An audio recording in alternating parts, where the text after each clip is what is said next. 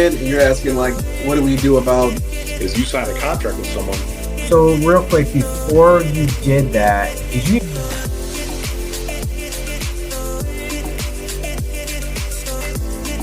More than 30 years. I got my real estate license in the And your origin story. Is that he made an age joke the last time we were. I'm gonna use that Kuka.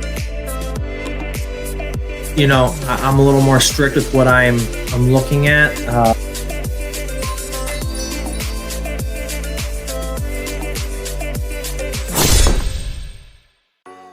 You know, so it's a cheat code. It's a huge cheat code. Huge cheat code. Okay. Huge. And I will say this is one thing that I never have done yet. I have never done, just, you know, and I do regret it, to be honest. But I learn by doing. I have to do it, you know. So anybody who's out there looking to get started, or they're in analysis paralysis, get started, period. I don't care whether you're fix and flipping, you're doing this, you still run your numbers, but talk with it could be a mentor that you partner up with. It could be a mentor you pay. It could be a mentor that you, if it's a wholesale deal, you JV with. Right. It doesn't matter. Okay. You know, you're going to get their expertise, but then don't blow off their expertise and just do whatever you want. This is the problem I see, is I get a lot of people who come to me and ask for wholesaling advice. Hey, you know, what's this? Because I know Detroit. I know what my buyers are paying in Detroit. Okay. Huge advantage. And so I tell them, hey, you got it locked up too high. You need to be XYZ. They get it. And basically they get it under contract, what I told them they could sell it for. And then they try to sell it for higher. And I'm like, you're going to have a hard time selling it. Right. Okay. Essentially, you're looking for the beginner investor to try to come in and overpay. And you're never going to do business with that investor again. Okay. So I would rather, you know, sell to an investor at a good price. That way I have that investor for a long time. So that's always been my strategy. Okay. I can call them up on a whim and be like, hey, I got this property over here, blah, blah, blah. Here's the address. What do you think you'd pay for it? You know, this is the condition, blah, blah, blah. And they can give me, okay, great. I'll let you know if I get it locked up. Thanks. Go to negotiate, blah, blah, blah. Okay. Come have them walk through. Yeah. Price sounds right. All right, great. All right. Sold. I never marketed it.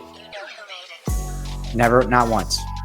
I have about 5 to 10 people that I can do that with. Actually, less than that, to be honest.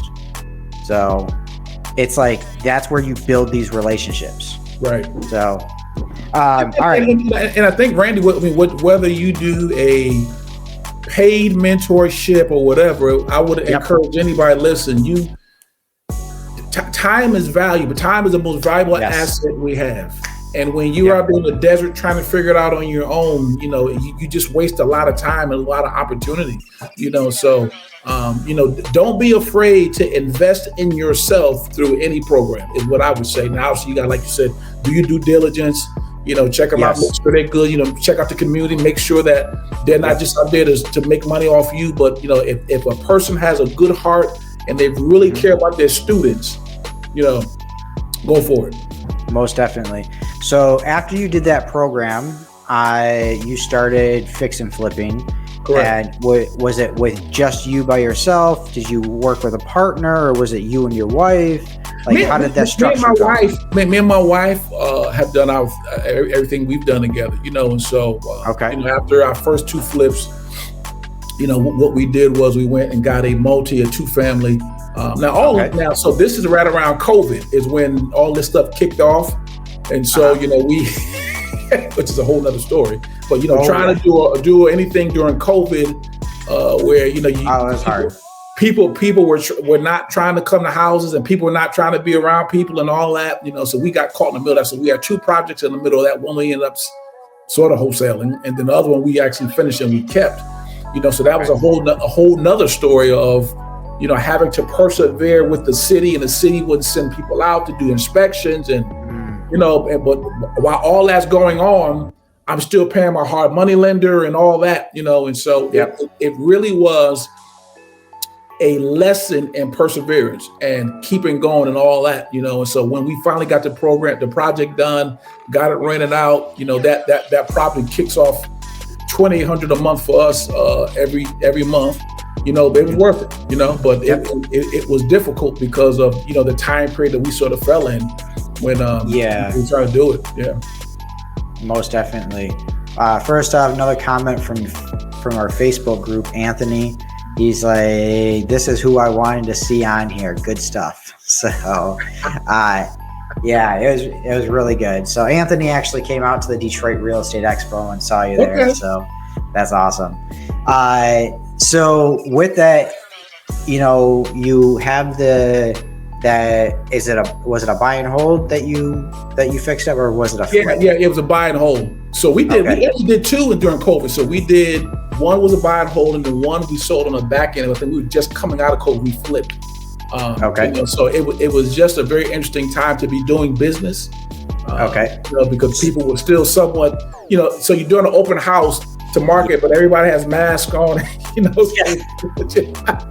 Are you still doing flips right now? Like, how many flips a year are you doing right now? Well, we're at around 2 or 3. So we're on the front end of our business. This year we've done more consulting. So we've done, I'm in the middle of 3 right now. So one, as I'm telling you before, is a 7-unit in Boston. So, I remember telling you about that one, and then I'm consulting. So we'll get into that story in a minute because that story is hilarious. Exactly right. So we'll talk about that. So we can finish up that one, and then I got one in West Bridgewater. I'm project managing for my mentor, and then the other one we're consulting on the one in Milton, Massachusetts. So we got 3 of middle 3 right now, and then the goal heading out of this year is to get 2 of our own, and then really begin to crank into going into 2024 some multifamily stuff. So with you consulting, are you getting like an equity share consulting? Do you have to put the money in, or are you just running the project for them with a fee? How is that working? So the project managing is we're getting a portion of the project, the 60-40. So they get 60, we get 40, and then I'm probably going to end up listening too, because I am a licensed realtor. So you get that, and then on the other projects, it's just a flat fee. I mean, these people I know, so I charge them $10,000 on the back end, just to sort of walk with them through the process. Because there's just a lot of things you don't know if you've never done it. And I'm sure there's a different level of consulting versus you actually being a project manager versus. Okay, come to me when you have questions. Right. Let's meet once a week and let's go over your budget. Let's go over what you're doing. And then, you need to make this change. Okay. Otherwise, you're going to see this and that. Yeah. Well, and our consulting, we're very hands-on, Randy. We went out with people, and because I like to get in my hands dirty, so to speak. So the 2 consultants that we're doing now. And we've been very involved, so we go and walk the site once a week, and just to make sure, because you have to inspect what you expect. I've met contractors, vetted the contractors, so I probably should have charged more for what we did. But it was just what we felt we needed to do as we get into that consulting space, is really get our hands in the middle of what it's going to look like going forward. But we want to make sure most definitely well. So you got to make sure that things are good. So most definitely, Michael Ostrander, and I'm sorry if I butchered that last name. He asks, how are you finding your deals? Michael, everybody is trying to find a way to find deals. This is this business. So, I have many relationships with people like Randy at my market. Probably 3 or 4 good wholesalers who send me deals on a consistent basis. I'm also a realtor, so I'm always looking for things that come on market. So they're basically 2 ways to find deals: on market, off market. Both of them work. Most of the time, off market is a better deal, but sometimes you can sneak up on some things on market. So I would say a couple things. Number one, find the good wholesalers in your area. Two, find investor-friendly realtors. So these are individuals who know what an ugly house looks like, what cat pee smells like, and all of that, and they can see past all of that. So I would say investor-friendly realtors. I would say go to your local REIAs. You know, we call them REIAs here. You know, we call them REIAs here. So associations where, you know, people are talking about deals and how do you find deals, because a lot of deals happen between friends. And then, you know, the fourth thing I would say is also just start talking to people and letting them know, hey, I'm an investor. Now, you may not feel comfortable doing that because a lot of times people say, I'm just getting started, I haven't done anything. Well, what you got to do is borrow the confidence of the group. You know, so I have partners, you know, who I'm working with, and we're looking to buy some properties in your area. You know, so those are the 4 areas that I recommend people get started in. Most definitely. And one thing I got to add to that is when you get to know your wholesalers, network with them, get to know them, tell them your criteria. Exactly. Okay. Tell them exactly what you want. And then don't sit there and say, I'll give you an example here in our Detroit area. Okay.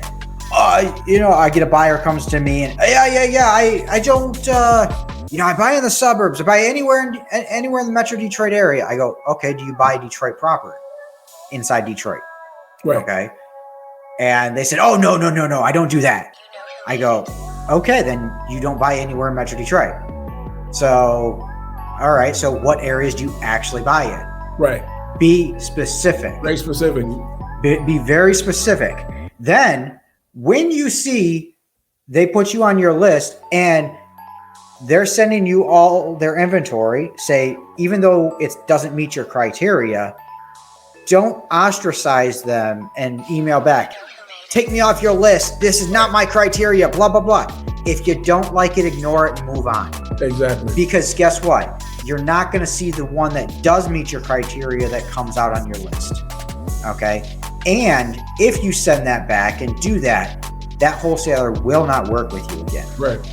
Okay. I've actually had one person on my list that came back and said that all I did was I emailed him back and said, I am very sorry for that my one email inconvenienced your time. And don't worry, I will take you off my list and you won't receive anything from me ever again. Right. I was being so condescending. It's hard to do it over email, but still. Right. And I just sent that email, took him off my list, and that was it. Like, don't ever do that. Don't ever act like that. Because it's bad business. You know, it's really arrogant and bad business, and it's not how you treat people. You know what I mean? I get stuff all the time that I'm not interested in. To your point, it goes to my trash. Yeah. I've lost nothing. You know what I mean? Mm-hmm. You know, so I just think that you have to, and this is sort of hokey dokey, you know, sort of, you know, I guess goody two shoes. You know, treat people like you want to be treated. Most definitely. You know, and I think that, and particularly in our business, it's a small community. So if you get the reputation of being a jerk, nobody wants to do business with you. Yep. So there's a few people in the groups like that. So I ain't saying any names. You know, and I think anybody out there who's listening who's from the Metro Detroit area, has spent enough time in the Facebook groups, they know exactly who I'm talking about. Yeah. So unfortunately, they're not just in Detroit; they're here too. Yeah. So tell me what your market is real quick. Tell me where your market is so everybody else knows. I think I remember you telling me, but you said it's I'm in Boston. Okay. So I work from mostly Boston to a town called New Bedford. So that's probably like a 45-minute area that I sort of work in mostly. Okay. You know, because I think you can't spread yourself too thin, and even that might be too far right there. You know, so you have to work what you are, and then you know, I'm thinking about coming out by you guys. I'm actually coming to your meeting on July 20th. Okay. You know, just to hang out and get a sense of, you know, opportunities out there in Detroit, in the Michigan area. You know, because what I look at is, can we make the same amount of profits with a lower entry point? And I just think that, you know, I met good people like yourself, and like I said, my publicist is there. And so, we're going to come out there and see if there's a way that we can partner with some of you guys and help you guys, bring Detroit to the next level. Most definitely. And so just because you brought it up for July 20th, we are working on a meetup, a real estate meetup through the 2Excel team. And so that is in the works at the moment. So they're looking to work with me on that to help host. Now, we haven't got a location yet, but we're working on it. So, right. But yeah, it's going to be fun.